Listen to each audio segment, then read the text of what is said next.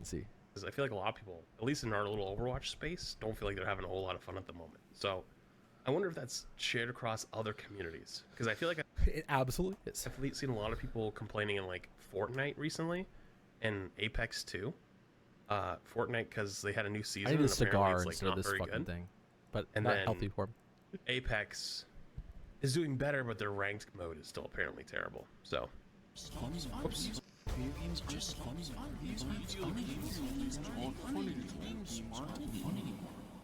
Oh, this is already gonna go great. Hold on, what? Video games are more popular than ever before. They're more immersive, they're more beautiful, more respected, and they print more money than the music and movie industry combined. Look, Gaming industry dominates as the highest grossing. Oh, I love entertainment this. industry. The video I game love industry is the editing. So he took the page. I love that, actually, and keyed out the background, and then been I growing at remember an that. astounding rate in recent years. I'm gonna remember that. And it's no secret that it's a lucrative business, but you might be surprised to learn just how much money the gaming industry is making in comparison to other entertainment industries. According to recent data, the gaming industry is now making more money than the music and movie industries combined. Now, here's a point too we have to really think about. The gaming industry is the movie and the music industry. It is not an individual industry, even though it is one industry in the marketplace, right? There are musicians that build music for it. There are people that build scenes and videos and updates and all sorts of different things. So the gaming industry is bound to not only surpass, but make multiple amounts of money that the other industries are a part of. Because you could take any movie, you could take any little bit of music, and you can inject it into a video game. I love video games. What? And I had no idea it was that popular. But something strange is happening. People all around the world are starting to feel disconnected. Hopefully YouTube doesn't strike me either while I'm watching this. We're good, I think. Maybe, we'll see. Surprised me. You see, I love everything about video games. Seriously, I'm obsessed and have always been since I was a little kid. The industry, Isn't it just mobile gaming that does that? the people, Okay, fair enough. I don't know. business, I love it all. But these days, it feels like every game is some combination of like soulless, overly optimized, or it just feels like a chore to play. Play the game to earn battle token tier skips. Yeah, dude, I didn't play much X Defiant, but like the one day I played, dude, X Defiant does this bad. It takes so long to level up a gun, like at all. I hate that. Okay. Battle Unlocking and building your gun, while there's a lot of games that I played when I was younger that actually it's fun to do in a very weird roundabout way, I don't think it's a healthy way for the shooter environment to go.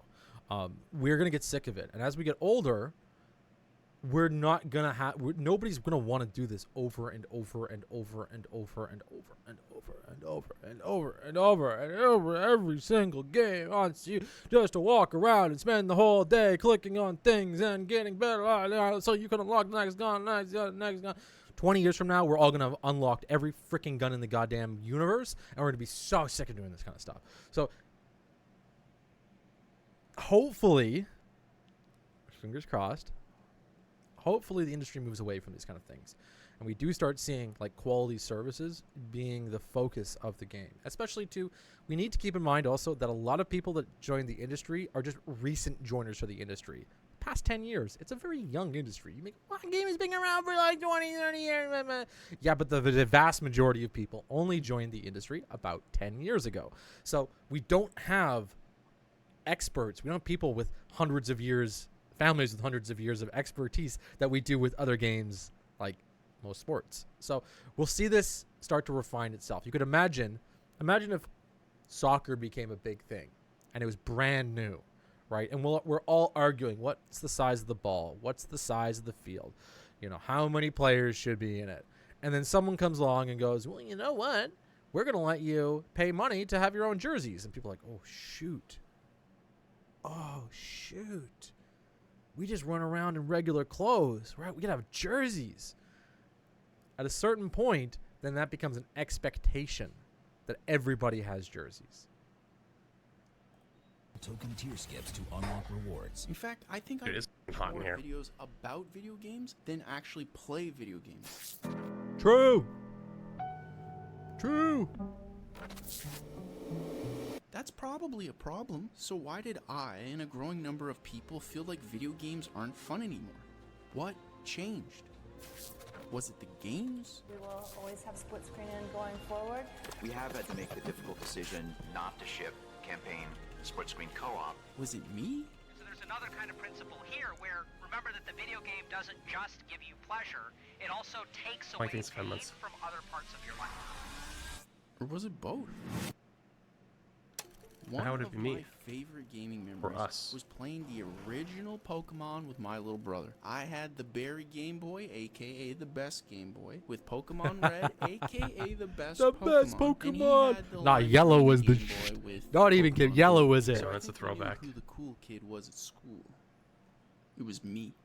Joking aside, we freaking love these games. Like, we love them so much, we actually True. played them under our beds. When we were There was a phase. There was a section when I was younger when video games, of course, weren't cool across the entire world. But if you had video games at school, man, even though a little bit after that you were bullied, people didn't like a loser playing video games during school. A loser has his Game Boy, but there was a phase when it was like the young audience, everybody was just kids, nobody had biases for any of that kind of stuff. And I remember, man, you got the babes in school if you had a video game console with you. supposed to. I used to do the same thing, and I had like chat. If you know, there's like a little light attachment. You'd plug it into like the little USB like thing at the top, and it would just have like a little arm that would go over the top, and it was literally a lamp, like a little light that would shine out of the screen because there was no backlit on the screen yet. To be sleeping with like a tiny little flashlight at the Oh, bottom of our beds so oh. that no one could see that This. we were awake, and then we would just play them all night until we passed out. Oh, the Good old nostalgia. days. The But good old believe it or days. not, the games back then had the same goal of the games today. See, they wanted to make money. We want a gift, Money. but only if it's money. I mean, it was business after all.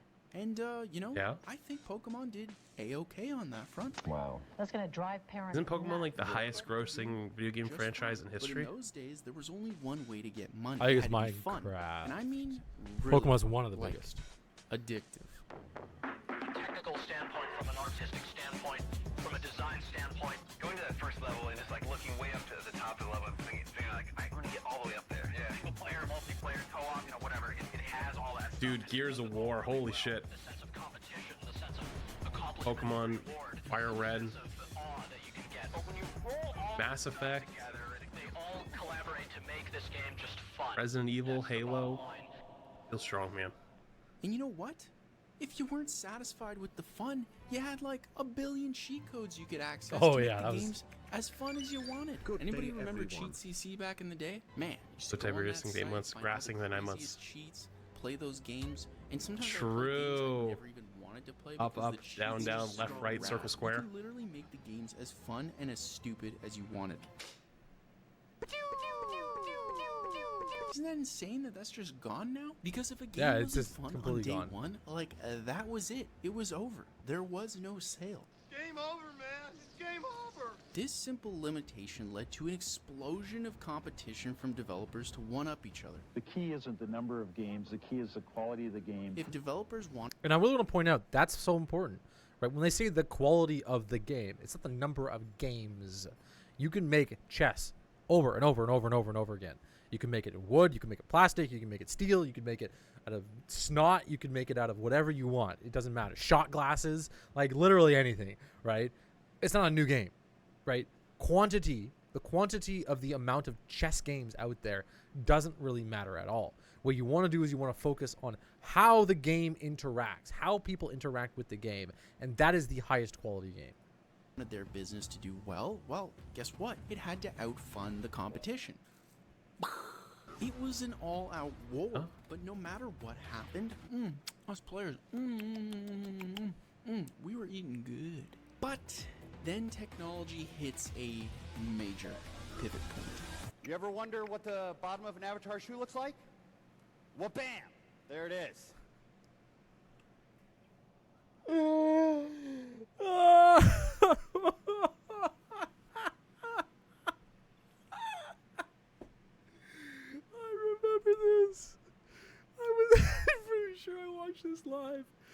I gotta play that again. Then technology hits a major pivot point. You ever wonder what the bottom of an Avatar shoe looks like? Well, bam! Well, bam! There it is. Well, like, I guess that's technically a major pivot point. You ever wonder what the bottom of an Avatar shoe looks like? like. Well, Well, bam! bam! There it is. That was the Connect, like the Connect showcase. That was so good. It just like freaked the fuck out. It just went, no, I'm not having any of this. Well, like, I guess that's technically a pivot, but Wait, no, what? that's not what I'm talking about. Happened to flats. The Didn't even nod. microtransactions era. What? Oh no! Did you see it? The loot box. The loot box. I saw it. Oh no! Oh no. Everybody wants these back, or at least for a long time wanted these back. And it's like, guys, you know we were the problem. Like, we are part of the reason. No, people bitching about it was the problem. Okay? That's simply it. That's simply it. I'm so sick of this. These were good. Do you want to know why they're good? Why we know they're good? Because we've known that surprise boxes with things inside are fun and cool, and they have been for hundreds of thousands of years. They have been. We have birthdays where we open those boxes up. We love to gamble. Those are conceptual boxes where information's inside and you get something or you lose something or whatever. The problem here wasn't the loot boxes. It was the fucking video game. It was the video game. Everybody's talking about the other stuff other than the video game being an issue, and that's not the problem at all. The video game? The video game's the problem. If the video game was fun, and actually too, if there was an economy behind this, something, no. Anyways, Why we have today's microtransactions, right? Like, we were part of the problem. Why do you? we are the problem, and we don't even know why we're the problem.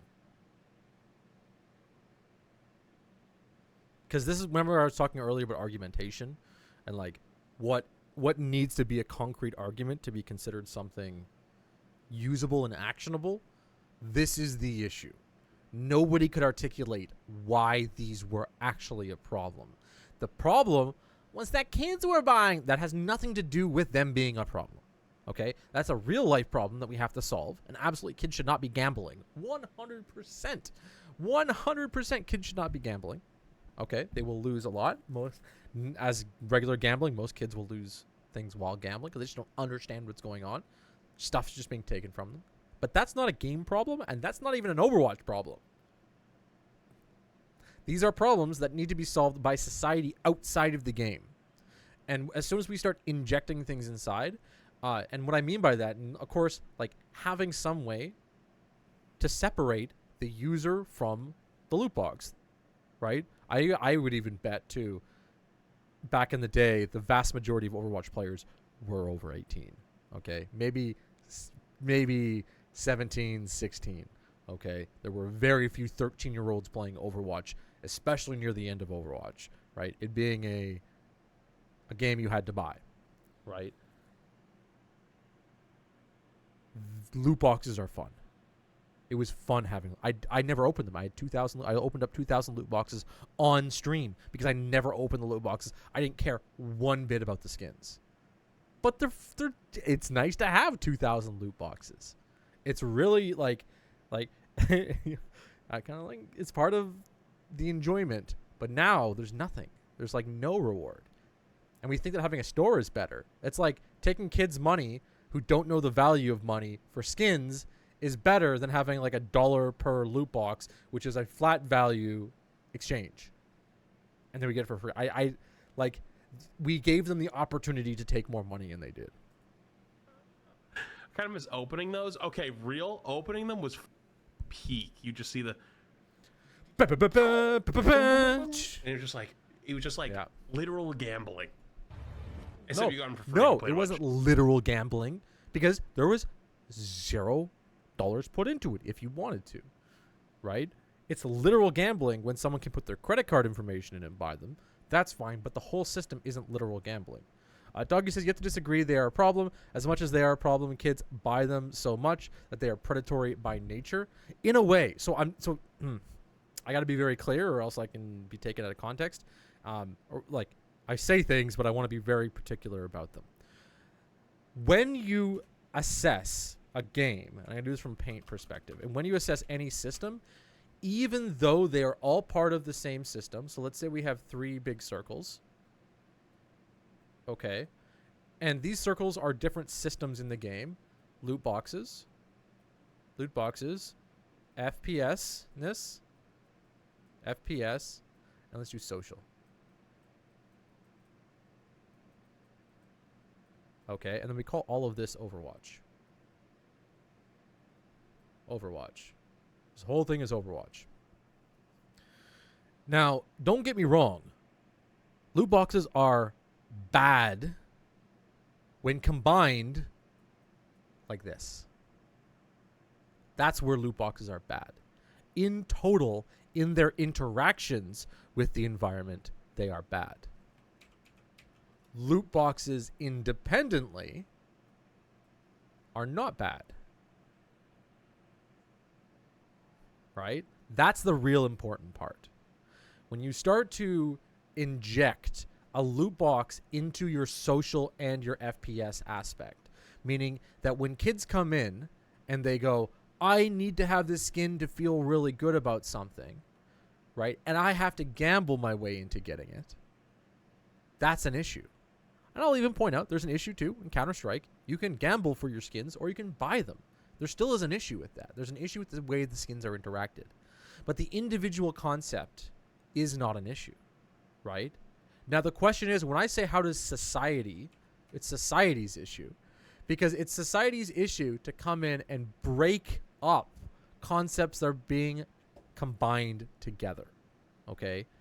This is where monopolies come in. There's a reason why Monopoly can't sell you your house, give you your job, sell you all the material. The companies used to do this, and trust me. You would have the company car, and you'd have the company pots and pans, and you'd have the company stove, and they'd all be buying it by the company. Society comes in and breaks these things up. Says, no, these are not the same thing. The problem with Overwatch at the time was the FPS. This is what I mean. It's 100% the FPS. The loot boxes, the interaction, yes, there is a negative feeling when you consider all the 3 aspects together. But if we want to address things that are game related, that is the issue. And all of these things can be good together. They can. But the implementation, the glue that holds them together is the issue. Sorry if I'm just being very pedantic on that, but I think this is really, really important. And society decides how the glue works. Really, that's the thing that we have to figure out. Where is the danger in between the interactions? Because individually, right, if we asked or polled somebody individually, we're like, do you like shooting things in FPS? Yeah, I do. Do you like being social with friends? I love being social with friends. Do you love receiving boxes that can have like any amount of loot in them? I love receiving boxes, right? Individually, those are really good concepts. Combined, they start to create either a toxic environment, a unhealthy environment, or also too, this is why there's lots of like laws against rewards and socialness and social interactions, right? If you're a teacher, you can't have a relationship with a student. Never.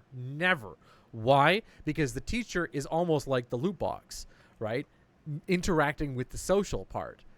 It really is that important. So society comes in and goes, no, these cannot be combined. A reward cannot be combined with a social reward in some way, a social structure of something. I flipped the words there. A reward, okay, can not be socially defined. Like something that is given to somebody as an incentive cannot have like an emotional action in it. I can't be like, but you know, boss, you love me, give me more money, right? Like that doesn't work that way. There's no, and I think that's really, really important. We'll keep watching the video. That's a bit of a tangent, but I do think that's a good, very good point. Sup, my doggy? Like, if I'm not clear about that, it does come off as loot boxes themselves. Like, this is not the problem. Sorry. Like, that's why it comes off as, like, I don't care. Whatever. They can do whatever video games. No. Loot boxes are good independently, right? Socialness is good independently. FPSness is good independently. But then you get social and FPS together and people get really toxic and start to yell at each other, and then you get badness in between, and then you have to do rules and stuff like that on how people interact and blah, blah, blah, blah, blah. You can't punch each other. You can't hunt someone down. Society has said that FPS and social is separate to a certain extent. Right, so yeah. This is boring. Delete. Yeah. You see, at this time, games are more complex than ever. Boy, damn, Every 45 map minutes. Appreciate it. ever released on Halo 1 through 4, all running on their original engines. Isn't that wild to look at? That's complex. Look, simple. Complex. Simple. Complex. Simple. Oh no, he's making a good point. What the? Geom. You know what we need, guys? We need a passive that comes in exactly 2.73 seconds after damage is done, that elevates damage reduction by the 0.25% of the turn of a radius of a atom, and then once you calculate that, you can define how much healing your supports do to you during the mid-fight of the last point on capture point maps. Geometry Wars 3! Simple. Complex. Dude, I've never played this. I've never seen gameplay of 3. We're starting to get weird. We just finished level 3 and need to tighten up the graphics a little bit. Great. Developer headcount starts entering into the thousands. And this is that useless group. You only need like 50 to 100 people to create a primo game. But then you need thousands to make it pretty. Right. Thousands. There are some companies with 10,000. There are some with more. Fortnite poggers? You serious? And I gotta tell you, that just seems insane to me. I don't know how you take one person's creative vision and then sprinkle that amongst thousands of people to create one game. Dude, that's actually such a good point. You know, I'm gonna relate that to Overwatch, and it feels to me sometimes where the vision is kind of blurry nowadays. Maybe on like the original Aaron Keller cast of has no Overwatch, vision. Before it launched, like a lot of those characters had very strong, unique ideas. There are always around 100 peeps working on Overwatch, though. What do you mean? And I'm so sorry. I'm not gonna frame that like an asshole, even though I kind of was. Just because there's 100 people hired doesn't mean there's only 100 people working on it, right? For every one person in the core of a development team in a company, there's probably about 4 or 5 people working outside. But actively hired doesn't mean. So here's the thing: if I look at the pyramids, let's say we take a look at the pyramids once they're complete, right? We can say how many thousand people we think worked on them. But you wouldn't look at the pyramids in the middle of development and then looking at it going, yeah, but we only have like 1,000 people actually on site right now. That's who's working on it. It's like, no, it took thousands of people to build this thing, right? Like, we are thousands of people into this project. You can't, and there is, and I'm not saying you're doing it, and you recall they had outside studios make skin models. Exactly. There's testers. There's you have thousands, right? Now, the problem, what comes into it, is when you start building the pyramid, and you have let's say a few hundred people working on it, and the guy who originally designed the pyramid to be in a very specific way, he dies, and you have a new person come in. And the new person was never told that the purpose of the pyramid was to be that shape. And he hires thousands more people, and they start working on the pyramid. And then you get a pyramid with loops and curves and spins and all. It's what's going on here? The pyramid no longer looks like the pyramid, right? That's the problem with this kind of product design. That's the problem with game design. If you don't have a vision underlying it, then what you do is you have managers. And I feel like I don't want to shit on Aaron Keller too much. He seems like a good guy. He seems like a very productive worker. He seems like even a very good manager. But there's no vision. The game doesn't have, what it does is rather than treating the game as like a sport, they treat it, or like something that you learn, they treat it like a show where they're allowed to like take things in and out of the show based on whatever. They're not considering the audience. And they say they are, but I don't think they are. I don't feel like they are. The results of their product doesn't look like they're actually thinking about the customer. They're thinking about the show and then what other customers they can bring in. You feel like even if you have a vision, when you lose the people who came up with it, it will change. Yeah, it will. And that is, we have the United States and we have something like the Constitution. And it's really important to understand that when you build something together, sometimes you have to abandon new visions for old ideas, because the old ideas are what keep the structure of the project together. They keep the structure of the project together. As soon as you start abandoning those, you've defined a new project and you're just doing something different. Literally what happened with Overwatch. Exactly. It's exactly what happened. Overwatch is like the game that defines this type of mentality and this type of, I don't know how to describe it. I will figure out a description for it, but type of phenomenon, I guess. And this is actually why it's really important to understand. Okay, there's a good saying. I ride a donkey, so my son will ride a jeep. So his son will ride oh my god, I'm brain farting. So his son will ride a sports car, so his son will ride a Lamborghini. So his son will ride a donkey. Right? Like it's so important to understand that over time, right, you can build towards something and have a few generations of something that's working really hard, and then at the very end you have someone's like, you know what, I'm gonna do my own thing, and then they end up riding a donkey. And it's okay in some ways to innovate and try certain things, but it does end up that way where you have really nice product and people get too used to the good things and they end up with the bad identities. But as we've gone further in, they're all kind of the same now. And like either through the reworks or changes, like true, it went from like a very, very super diverse cast and like how different they're played. True. Everything's getting kind of smushed to the middle. True. And I wonder how much that has to do with like new people coming in, old people leaving, new hires, old people leaving, coming in. And it's like, it becomes like what their idea of Overwatch is versus the original idea of Overwatch is. And like, I'm not smarter than a dev. Like, I'm not trying to say that. But at the same time, though, I don't think it's a really genuine argument when people sometimes say, like, creators don't know better than devs. That's mean. Like, I'm sorry, Flats. Why do they know better than me? Right? Like, I play 10,000 hours of the game. I've probably see shit way faster than they do. Like, they might have a struggle or a problem that they've been working on for months, and then if I sat down in the room and looked at it, I could figure it out in 5 minutes. Not saying it happens all the time. Like, I couldn't code shit. Like, I wouldn't. But like, there's no way that that situation doesn't exist, because it absolutely happens. The idea of like what is being said here is, I wonder how much is becoming like the original vision is changed versus the today's vision, and it's just becoming muddied. That is already. I need to. We're gonna do the quick paint thing. I know this is.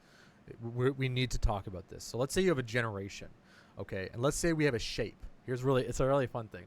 Let's say I have a shape, and I want everybody to like recreate the shape. So I draw a shape or a line. Actually, let's do something simpler. Unlike this, right? And we go, okay, next person comes in and draw. I want you to draw the exact same line. Someone comes in, they'll go like that. Paint 3D. How you doing, Ben? Welcome in. I do a line like that. And someone else comes in, and I'm going, okay, another line. They go, oh, okay.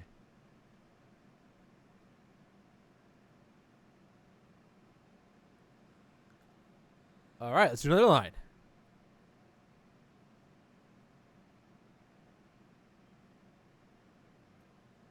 You guys see where I'm going? Let's do another line.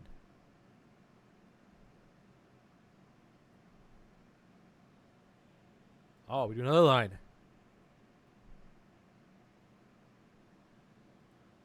And then another line. Then another line. Overwatch. Ladies and gentlemen, this is Overwatch. Please clip that for me, Ben, if possible. This is Overwatch. This is what's happening to our game right now.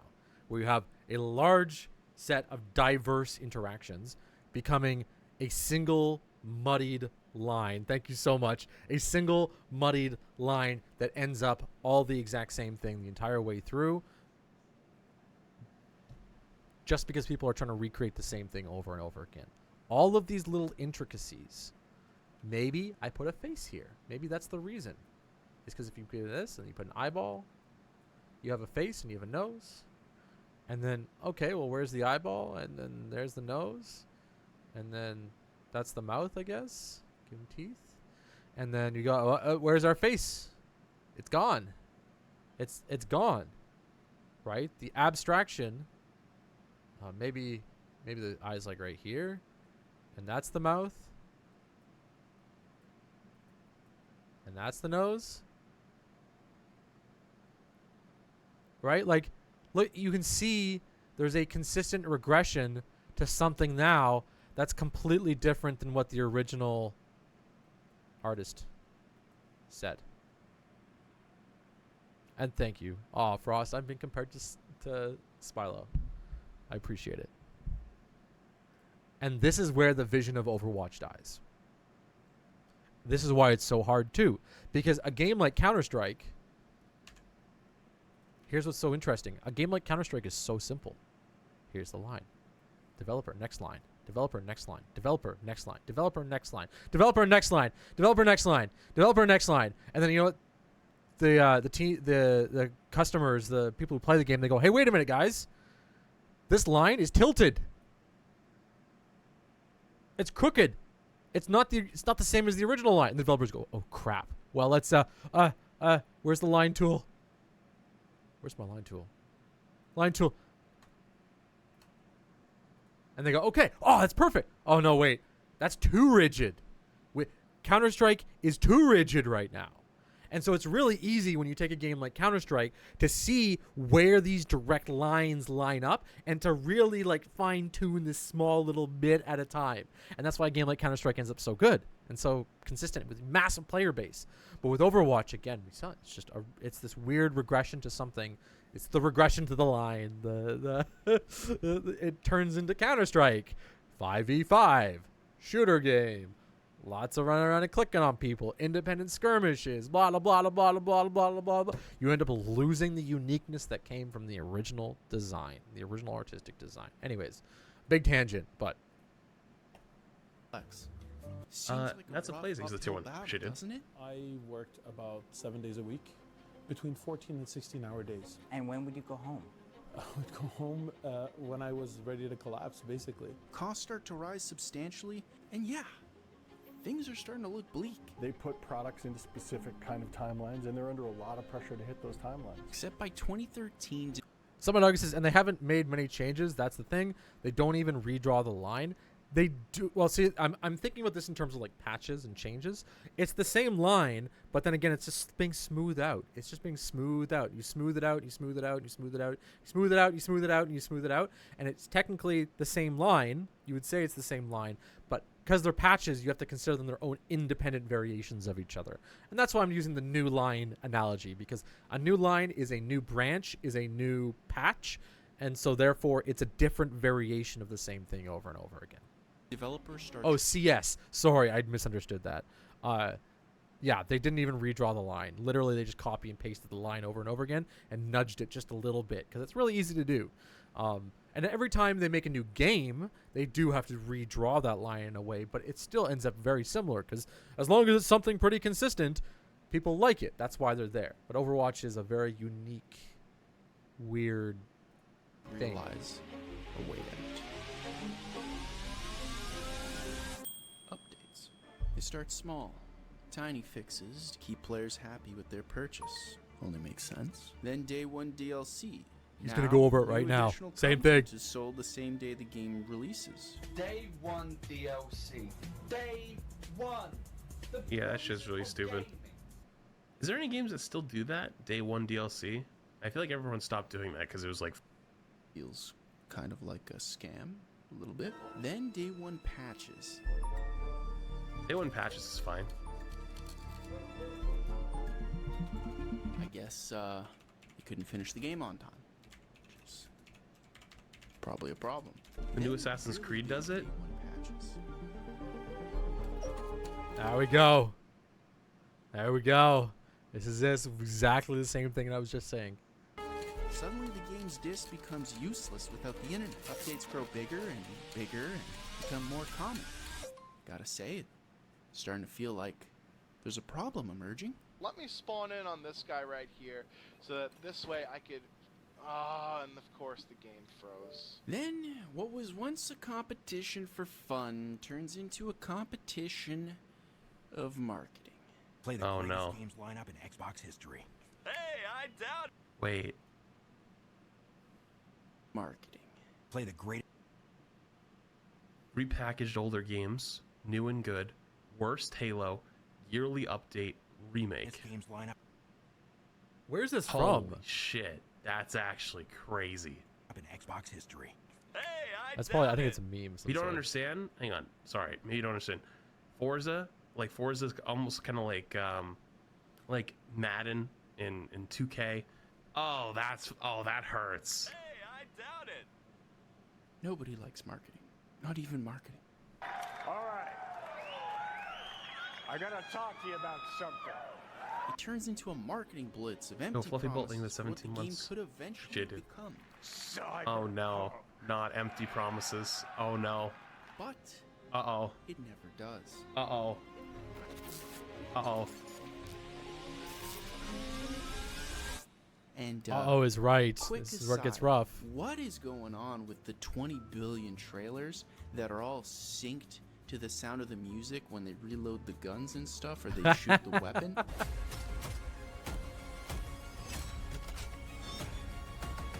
Because we're becoming the same thing. We're just It's redefining the exact It's not same fun. concept over and Who over again. Think about this marketing team.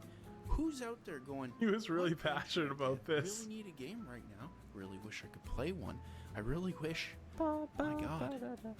There was a trailer out there that just synced all the gunshots to some pop song. We need it. Yes. Then I'd buy it. Then I'd buy it. Then I'd buy. Fun no longer. I'd buy it. makes the Yeah, bulk of exactly. the money. Yeah. The landscape shifts to retention-based gameplay. The question Uh-oh. was no longer That's so true. Retention-based how gameplay is can I really make this scary. more fun. It was how can we Wait, did I hear Overwatch 2 or Empty Promises?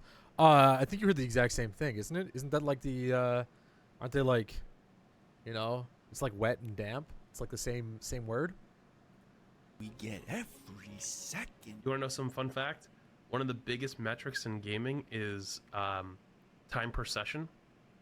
And what they look for is when you load up a game, how long do you play the game, or how many matches do you play the game? And a good metric is like 2 hours. Like if you play a video game. Now, I got to pause it too, just to point out, to add more what he's saying. This depends on what the metric is on those who succeed in the company, right? The problem is hours played isn't actually like good for a company, okay? It's really not. You don't want people on your service.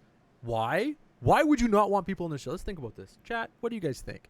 I don't know, some people there. Let's muddy it over. So let's say I'm selling a service of some sort, and there's people every single day walking over my stuff and using my stuff and breaking my stuff and causing arguments on my stuff. And why would I not want people in my video game? What's the best type of gamer? What's the best type of way to make money? Oh, well, the best type of way to make money is just to take the money and then that's it. They leave. That's the one time they buy it. They're gone. Now, why in the world would the industry want people to play their game for long periods of time if that's not what you want as a business person? And you go, well, okay, well, they spend money on it. They spend lots of money. They don't really. You have 100 people that don't spend anything, and you have one person that does spend stuff. Why would I want 100 people and then, well, they spend a lot. yeah, but it costs a lot too to keep that going. You know, well, maybe we get a big viral skin, and then it spends. Yeah, but we could do that anyways, isn't it? Isn't that the same thing as like just giving them the skin in game and then not really providing a live service, and hopefully that they go away after they buy that? Yeah, that may. Well, the question is, well, it's actually where the money and where the incentives come from. If my goal as a company is to get as many people onto my platform, then I'm going to subsidize other projects. I'm going to spend money on other projects and burn money on other projects. Okay? Now, projects inside companies aren't like a video game. You don't look at like a video game and consider that the project. What you consider a project is something like, well, how is our online multiplayer server infrastructure working? And we have 10 different games, and they all have online server infrastructures. Even though we have developers and developing companies that would earn money in a much more efficient way within that, us as a larger company, our goal is to get as many people in to push the price of the company. The more people you have inside your environment, the more the company is worth. Okay, so you're pumping you're not artificially pumping, but you're pumping the value and the need for your service as opposed to just paying for the game. The game has absolutely nothing to do with the retention rates of the other idea or the other objectives of the company. These games are not important. And I think this is really important to understand, because when it comes to a game like Overwatch, okay, when it comes to that, people go, well, I really don't want to play the game. That's not a threat, okay? That's not a threat to the game developer. That's a threat to the larger scale of the company. But in the end, too, you have to imagine if it's not productive for the larger section of the company, it's really only productive for the marketing managers and the people who get paid to get more people in. Now, there's a larger thing on how that works, but you have to be able to view, when you play a game, you have to be able to view the game, or if you want to understand the game from the industry point of perspective, you have to view the game in terms of the larger incentives of the entire company and not just what feels good for the game itself and what is productive for the game. You don't want a lot of bad customers. You want quick customers that pay and get out. Then how to threaten the devs? Well, you threaten the devs by not spending money and making things unenjoyable, and so they're looking for the 1 in 100 that spends money, right? It's interacting with that part of the game that you don't want to interact with. So, for example, and actually I'll even pull this out. I may say spending money, but you don't want to pump their numbers. So, for example, we're doing 7HSKW, which is 6v6, right? It's a separate game mode inside the game. That is a little bit of a protest. We built our own game, and we're putting a little bit of pressure on them because their incentive, the guy who actually makes the money, is incentivized by getting as many people onto the main service as possible. So if we're not interacting with the main service, then we're going somewhere else. Now, it doesn't feel as actionable. It doesn't feel like as strong as like even just like it does put us in a hard place as customers. Okay, I don't even actually. Let me fuck it. I'm just rambling right now. I don't have the answer to this. I do not have the answer to this. There are many products that come out from larger companies that the purpose is to gain as maximum. They are losing money, but the goal is to gain largest market share possible. How do you as a consumer deal with that? What if you like the product? That's the problem. What if you like the product and they're incentivized in all ways to not give you a good product, even though the thing that you want is there? Well, you gotta either find something else, or we have to be just vocal and aware of it every time it happens. And naturally, the market will push itself in certain ways, but also sometimes the game just dies. That's it. It's just dead. So I don't have the answer to this kind of stuff. It's just like, it's the reason why it feels like they're not listening to us, because they're really not listening to us. The goal, the objective of the people who make those decisions, and actually too, and I'm rambling so hard here, but I want to make this clear. If my goal is to get a massive amount of people on a game at one time, then where's the incentive to make a good game? Because the game that I'm playing is just getting people on. Right? Toxic. I don't know. I don't want to come off as like I'm like know what the answer is here. So I'm Not even sure. I'm trying to remember where I put my points in that to be able to like properly bring them up here. But like, I don't know the answer, but it is toxic. But we cannot think of games, especially games by larger publishers, as an independent game. It is a product that has a massive amount of people and a service, and toxic the way that they think about it. But I don't know. I'm not smart enough for that. 2 hours, like every time you boot it up, that's like a really good sign that your game is super replayable and people love to play your game over and over, or they're just super addicted. And the reason and it comes off the fact that he's saying like playtime matters, right? This is what we came off. I'm sorry. I kind of want to conclude this into like playtime matters, but it's not profitable. Playtime is time and money spent. You're not spending money actively on my game, but you're playing it and your work like. Hopefully better have a product that they can just give you and then you can just do whatever you want with. But that Blizzard, some reason, and we kind of know why, clearly there's an incentive to get people onto a service that costs them money and allow like. And when you get baited onto some service and the company is still learning, that's the worst, because then you're just like the test subject for their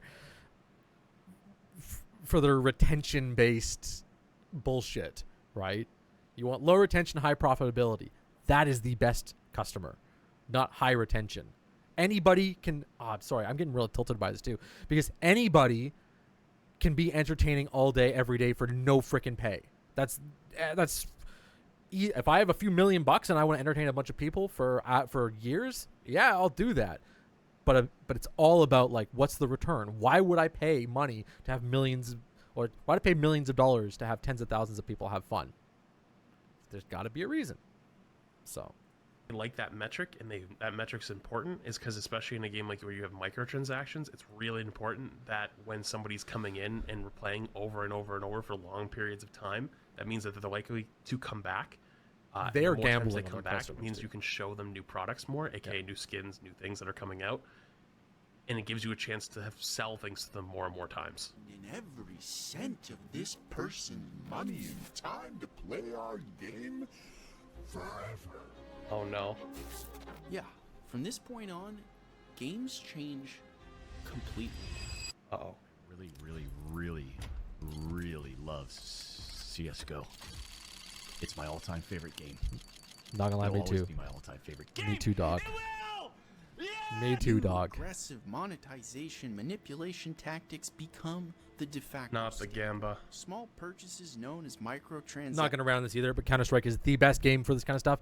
It is the least toxic, even though it contains some of the most toxic services. But the reason why it is some of the least toxic because it's some of the biggest in the fucking world.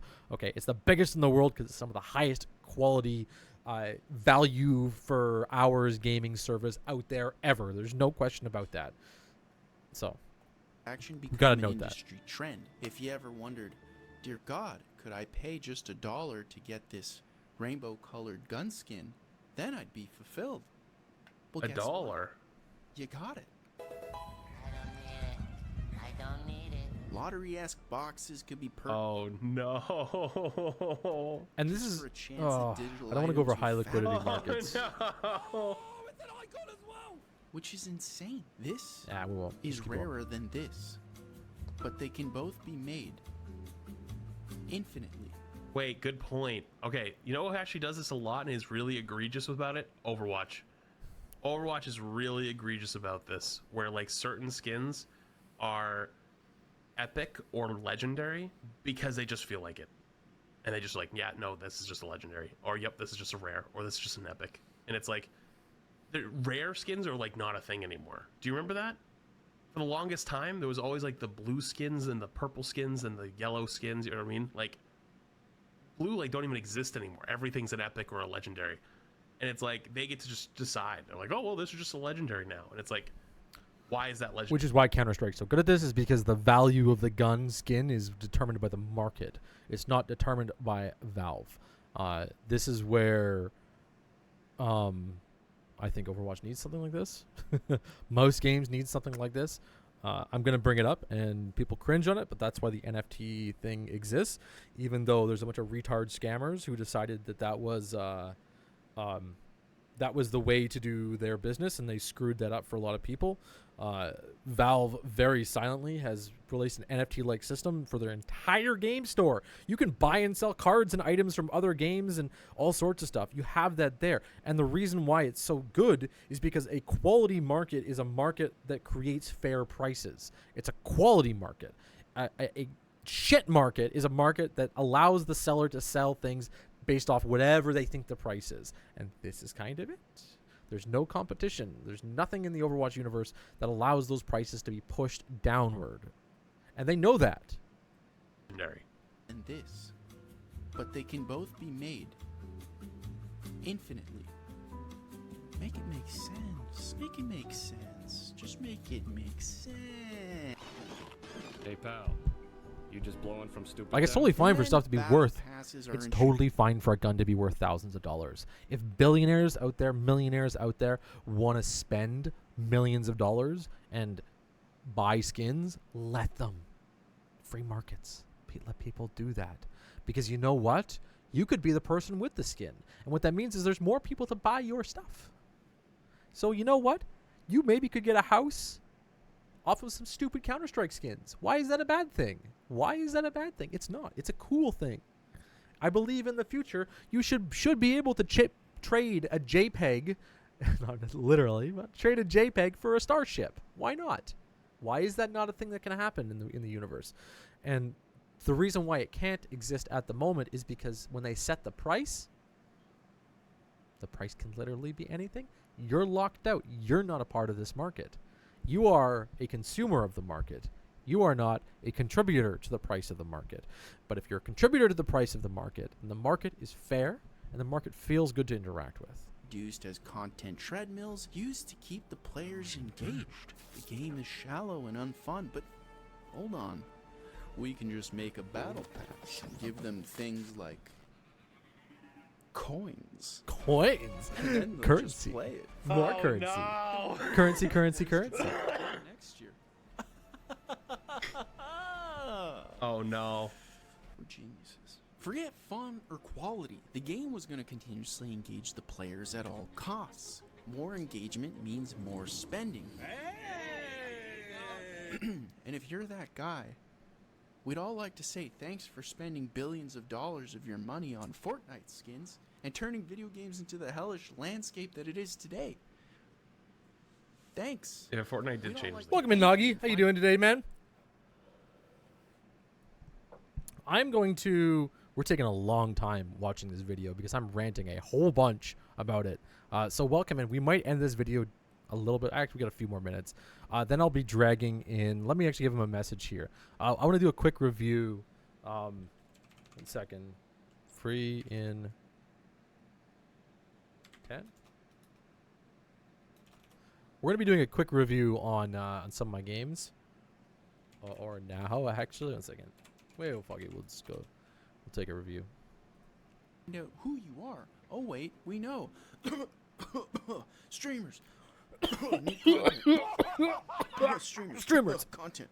Don't matter the trend that we change. More colors. More looks. I'm giving myself hiccups doing this. That's so true. It worked. Anything to say about that? No, he's right. He's 100% right. 100% right. Because, okay, I'll tell you why he's right. Oh, wait, here he is. Okay. Oh, it's Nagi. We'll be doing some game stuff, like say, in probably about half an hour, Nagi. So if you want to hang out in green room, totally fine. I'm gonna trying to drag in City here and see what the frick he's doing for some VOD reviews. Like I said, we're doing a Tracer VOD review of my terrible play in a little bit. You can, of course, hang out and chat and roast me too while I'm doing it. Hydrate, steal your plushies. I got this Guru energy drink. Does that count as hydrating? Last little bit. I also got a Prime one. Well, it's another one over there, but got them super cheap. So we're all caffeinated, and I know it doesn't count as hydrating. Welcome in, dude. Welcome in. We're doing a quick react watch to Flats reacting to why gaming is fun anymore. I am waiting for somebody to come in. Maybe this just a heads up. We'll be doing a VOD review on my terrible Tracer play, so you guys you guys can come and hang out and roast me. Well, hopefully Skitty is somewhere in there. I don't know what he's up to right now, but he's got a whatever life. So things and stuff. But thank you for coming in, dude. Welcome in. I'm ranting a lot about this frickin' thing, and like I say, at 3 o'clock directly, that's when I'll be pulling people in to play skirmishes, and then 3 o'clock. Anyways, we'll see what's going on. So I'm trying to match times for everybody. In half an hour, we're going to be starting up with some skirmish games before scraps. So we'll skirmish for about an hour or so, a little bit, whatever. No, I'm saying in chat. Okay, I didn't mean like. So sorry, maybe I didn't articulate that correctly. I gotta fix this camera too, man. It goes too much. Okay. Hopefully we can get City in here in the next half an hour to come do a VOD review with me in the voice channel. The roast will happen in chat, so if you guys want to hang out and tell me what I'm doing wrong in chat, totally welcome to. We'll be doing a whole back and forth thing. Maybe we can bring people on after to give me their one big criticism or something like that in terms of how I play. That's fine. I'll be public on that. But we'll watch a little more of this. I don't know. We'll see what he's doing. We'll see where he is and what's going on. So, yeah. Reason why he's right is because, especially for a lot of these creators that are making... you were one rank of top 500 as Tracer OTP, so this will be fun to watch. Yeah, it will be. In a few minutes too, anyways, we'll go over and we'll start taking a look. I know City's a little busy sometimes, so it's okay. We'll... everyday content for a single... We'll figure it out today. For a certain time period. It gets tough to start your stream every day and play the same game every day and make the same content every day. And so when there's new stuff and there's new stuff to talk about and new things that are happening, that is like easy juice. Like, that's awesome because it's exciting. There's new stuff to talk about. There's things that are changing. It's almost like, news, right? Like it's as if there's just new news. And it's like, I'm gonna pause it just for a second too to rant on what he's saying a little bit. It's really important not to artificially create entertainment. There has to be something quality to talk about. And I hear this a lot in the Overwatch community. People are like, we need skins, we need updates, we need events to talk about. And it's like, how fucking bored of a species are we that we literally just want to hear people yapping, right? Yapping about something when they could be talking about stuff that's like actually quality information. But the problem is when you fill content full of garbage things to talk about, nobody actually wants to hear about it. They say they do because they're like, oh, I like this person. I like when this person talks about stuff. But what they really don't realize is they only enjoy it because the person that talks about stuff usually talks about quality things. And you're packaging something going, wow, this is quality. If it's just a random person yapping about shit, everybody just turns it off. So if you judge the content by the structure of the content, a random person yapping about shit isn't it. But people want to see more of the people that they love yapping about things that matter, not yapping about nothing. Really frustrating. It's like Ben says, me as the person who almost never plays this game will roast you so much. You'll see, yeah. Gulag says, reminds me of the Fortnite community in the beginning where they would make news out of thin fucking air. What has Overwatch changed at all in the past while? Nothing. I don't think like, hell yeah, there's new stuff to talk about. Otherwise, you're just talking about the it's same just stuff all yapping all day long. Or the harder part is then you have to talk about stuff that is not game related. And especially in streaming, when you're doing stuff, if you're centering it around the game that you're playing and you build a community around the game you're playing and you talk about the game you're playing, everybody's engaged. Everyone's all in. But like, let's say right now, I'm like, hey guys, let's... But what are they talking about and how are they talking about it? As these guys, and I like this, but they're streamers, and streamers don't watch streams that much, even though they do quite a lot more than the average person. Like, they put out more content than they consume. It's just you cannot consume more content than you create. It's simple as that when you're doing streaming. So sometimes you just kind of get caught up in cycles and not really realize like the fundamentals and the core of why that stream is going really well. And I know this, I'm not just conveying this from somebody who's had 20, 30 viewers at a time, and then the next day I'm like one viewer. I'm like, I don't know what the going on here. That's so crazy, right? But I've heard this from other large streamers where the same thing. They end up getting caught in this weird cycle where they get a big explosion and then they'll teeter off, and it's okay to peter out to like your core audience, right? But they go, no, it was the yapping that did it all. It's like, no, it wasn't. There was a fundamental idea that you embodied there that you didn't continue, or that you do somewhat continue with, but you're only repeating like the general nature of what happened and not like rebuilding the core of it. I don't know if that makes total sense to you guys, but that's like, it's a real problem in streaming. Let's talk about football, American football.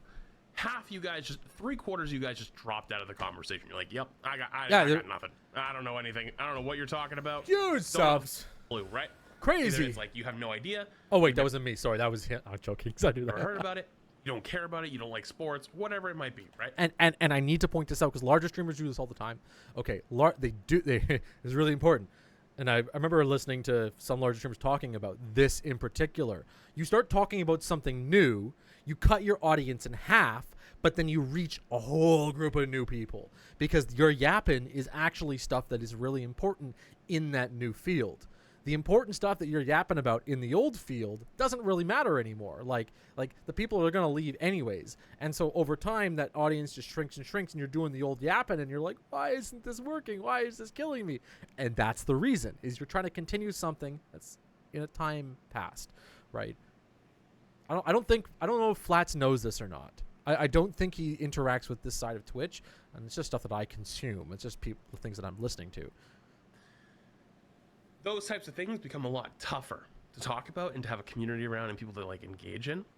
But stuff like this, it's super easy, and it's just like it's an endless treadmill that just like go. So he's right. He's 100% right. New content. Streamers. Content. Don't matter the trend that we change. Look, this is my Fortnite! I'm giving myself hiccups doing this. And how much time do we have left? We'll try not to yap too much. So how do they make But I can keep yapping. This is a big subject, guys. Lots to go over. But then if you want to get extra packs or access extra no. content, you have to pay for what they call in-app purchases or in-game Oh purchases. God. which is insanely sad, but it worked. So they get you hooked free, and then they start charging you once you're in there, and once you want to do better and advance within the game. People bought it. Basically. Everything basically changed. So this is why my son is asking me for my credit card when he's playing one of these games, because he wants those kinds of things. The world changed. This is a $1 billion super yacht. Games changed. I don't know how that made any sense, but... And wait, what are these apology tweets for? So here's the thing.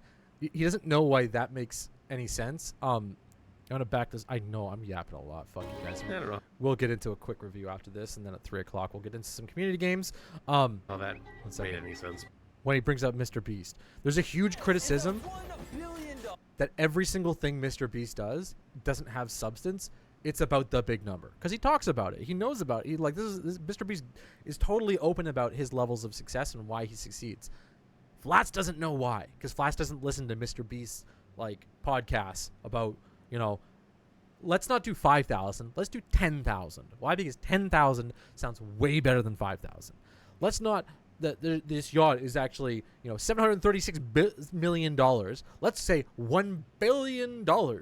Let's not make a yacht. Let's make it out of gold. Like he does that, and he knows that, and this is where the extremification of YouTube is coming in. There's a lot of critique behind it, so he doesn't know why, but that's the reason why. Mr. Beast in particular is one of those people that has figured out what a YouTube video is, and then every other YouTube video is becoming that YouTube video.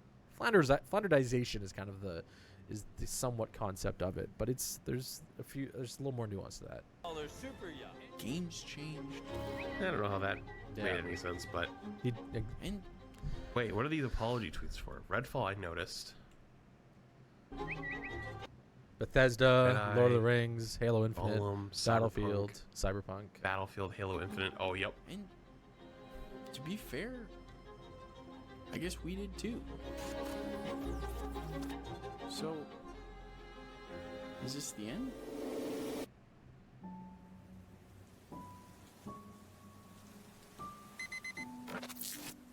Yeah, exactly. Most of his vids are same. Do something crazy and get rewarded. And it's fine to have a market like that. But then if you look at J3's content and look at actually a lot of the YouTuber content that was like I gave my friends this many powers in this video game. That's all Mr. Beast inspired. That's all Mr. Beast inspired. There used to be long-form, story-driven content on YouTube, and there still is, and there used to be much more artsy stuff and things, but then after Mr. Beast, everything regressed to this real, like, and this is where I kind of get some of my video stuff from for YouTube, where it's like, I made all of my players super small. This is what happened. And like, I don't do the whole cut video. I just kind of put the VODs up because I like it. But it is the same meta. It's the same idea. Before he says anything, I think the answer is no. I think gaming's on like the precipice of a revolution, unironically. I think a lot of people are gonna start moving away from the traditional FPS titles and start looking at either indie devs games. Actually, yeah, okay. Or like really start going hard for like the super well-made single-player games, like your Elden Rings, right? How do we have left? I'm not a Souls game guy. I never liked it. Picked up Fortnite tomorrow. Video games aren't actually fun anymore. Maybe it'll all get I feel like we should go back and play Mass Effect at some point too. This game's a masterpiece. better. I get older, but movies are still awesome, right? But maybe the real problem is... But indie devs can't keep up with a big player base? Yes. Nah, it's just... Anyways, I think this is just kind of like a summary of everything here. We're going to... Flash is the app. Anyways, very good video, guys. All right. I don't know if Sid's